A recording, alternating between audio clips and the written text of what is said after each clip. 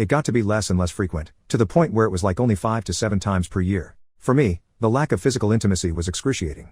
When I would talk about it with her, she would say that she still finds me attractive, and that I'm not doing anything to turn her off. She let me know that she isn't put off by my pursuits and typically feels flattered when shown interest. That said, I was still being rejected about 19 out of 20 times. I got to a point where I was just unable to reconcile the intimate rejections and lack of physical intimacy against the rest of our otherwise wonderful relationship. Then, one day, something just snapped inside me, and I decided I couldn't live with this kind of turmoil anymore. So, in a sort of Hail Mary to save my sanity, I decided to try something new. I started to make myself think of her the same way I think of my friends and coworkers. Anytime I found myself thinking of her intimately, I would tell myself, no, that thought is inappropriate. And then I would quickly engage in something else to occupy my mind. At first, it was difficult. After a few months I trained my brain to think of my wife as more of a friend and not to entertain intimate thoughts of her at all. During this time, about 5 months, she seemed completely oblivious to it.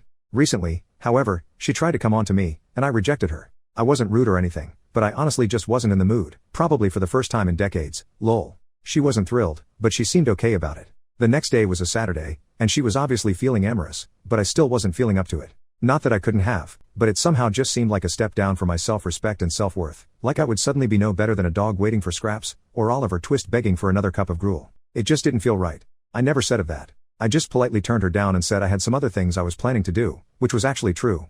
That night, I found her crying in our bedroom. When I asked her what was wrong, she said it felt as though I didn't love her anymore and that rejecting her really hurt her feelings. I assured her that I still love her as much as ever, but I did take the opportunity to explain how I'd been feeling and how I was dealing with it. She did not take it well. She yelled, and cried, and accused me of cheating.